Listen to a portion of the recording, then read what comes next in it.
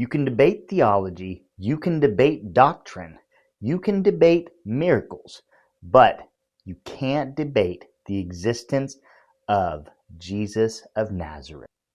I hear people from all walks of life proclaim this false notion. So, was there truly a first century Jewish teacher named Jesus who lived, taught, was crucified, and rose 3 days later? Because if the answer is yes, then Christianity isn't built on myth. It's built on history. Today, we're not talking emotion. We're talking evidence. And evidence tells the story. Here are 7 strong points to support this historical truth. And if you don't believe me, stick around to the end. You might just have a change of heart. Jesus is one of the best attested figures in ancient history. So let's start here. Almost no serious historian today, secular or religious, denies that Jesus existed. In fact, denying the existence of Jesus is considered fringe scholarship. Why? Here's the thing. We have multiple sources throughout history, Christian and non-Christian, within decades of his life. And that matters. Let's look at some other historical figures. Alexander the Great. Most of what we know about him comes hundreds of years after he lived. Julius Caesar. Fewer manuscript copies than the New Testament. Yet, no one questions whether they existed. But Jesus, we have early sources within only 20 to 30 years after his death. We have multiple sources, over 5,000 to make the point. And we have hostile sources, early manuscripts written about Jesus attempting to discredit his actions, claiming that he was nothing more than a sorcerer specifically. And that strengthens the case. Our second point, we look at early Christian sources. The earliest records of Jesus' life come from the New Testament.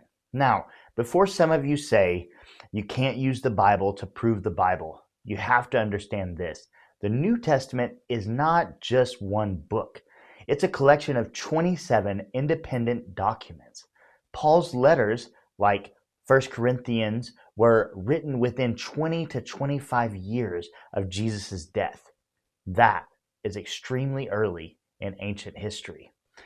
In 1 Corinthians 15, Paul quotes an early creed about Jesus' death and resurrection that scholars date to within 5 years of the crucifixion. 5.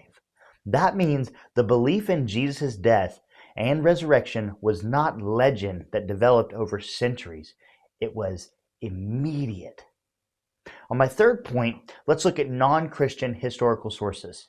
Now, here's where it gets interesting. Even writers who did not believe in Jesus confirm he existed.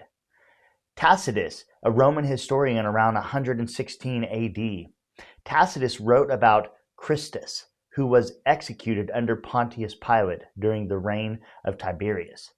And that matches the gospel record. Tacitus hated Christianity. He had no motive to support it. Yet, he confirms Jesus existed, he was executed, and he was crucified under Roman authority. That's independent confirmation. Josephus, a Jewish historian late 1st century, Josephus mentions Jesus twice in his writings. He refers to Jesus as a wise teacher and his crucifixion under Pilate, the existence of his followers, and again, not a Christian source. Yet, he acknowledges the man. And our third person that we really want to look at is Pliny, the younger Roman governor, around 112 AD. Pliny wrote about Christians worshiping Christ as to a god.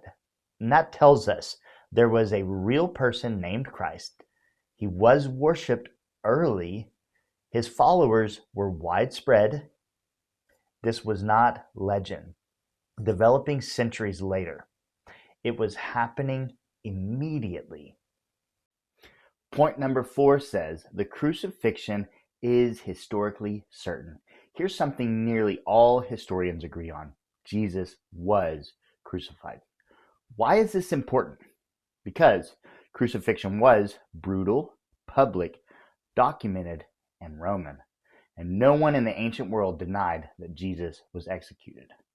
Even opponents of Christianity never argued he didn't exist. They argued about who he was. And that is a massive difference.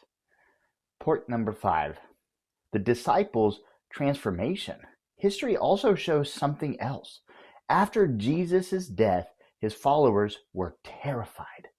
They scattered, they hid. But shortly after, those same men preached publicly, faced persecution, accepted imprisonment, and died for their message. People will die for what they believe is true, but they will not die for what they know is a lie. Something changed them. History confirms the existence of Peter, James, John, and Paul, and confirms their martyrdom traditions. That doesn't prove the resurrection directly, but it proves they believe something extraordinary happened. Point number 6, the empty tomb. Even early critics of Christianity didn't claim the body was still there. Instead, they claimed the disciples stole it. Think about that. If Jesus' body was still in the tomb, Christianity ends immediately. But the resurrection claim spread in Jerusalem, the very place where the tomb was located.